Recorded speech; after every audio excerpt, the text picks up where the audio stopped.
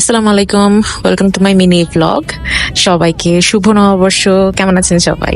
নববর্ষের পরের দিন আমি ব্লগটা আপলোড দিতেছি, বিকজ সারাদিন আমার নববর্ষের দিনে ঘুরেতেই চলে গেছে। এই ফার্স্ট টাইম নববর্ষে ঢাকা ভার্সিটি ওইদিকে না গিয়ে, রবীন্দ্র সরোবরের দিকে না গিয়ে এবার যাচ্ছি 300 ফিটে। তো আজকে স্বর্ণকের খেলা পড়ে নাই, ম্যাচ অন্যদের ছিল।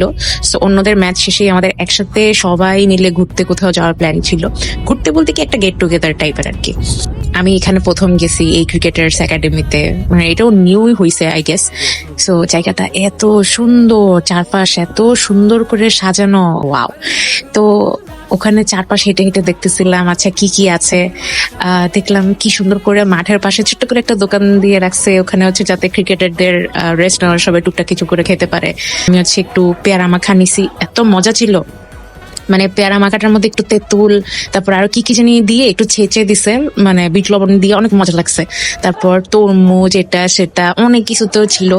সিজু ভাইয়াও অনার করতেছিল, বলছে ভাবি খান খান। আরো লাঞ্চও ছিল, বাট আমি কিছু খাইনি। তো অনেকটা তাড়াতাড়ি চলে আসছি। আর একটু দেরিতে আসার দরকার ছিল, কারণ তখনও ম্যাচ চলতেছিল। আমার জায়গাটা দেখে এত ভালো লাগতেছিল, আমি জায়গাটা বসে বসে এনজয় করতেছিলাম। মানে সামনে সব ফুল টুল দিয়ে সাজানো, চারপাশে কোনো কোলাহল নাই, দুইটাই পাশে বড় বড় মাঠ।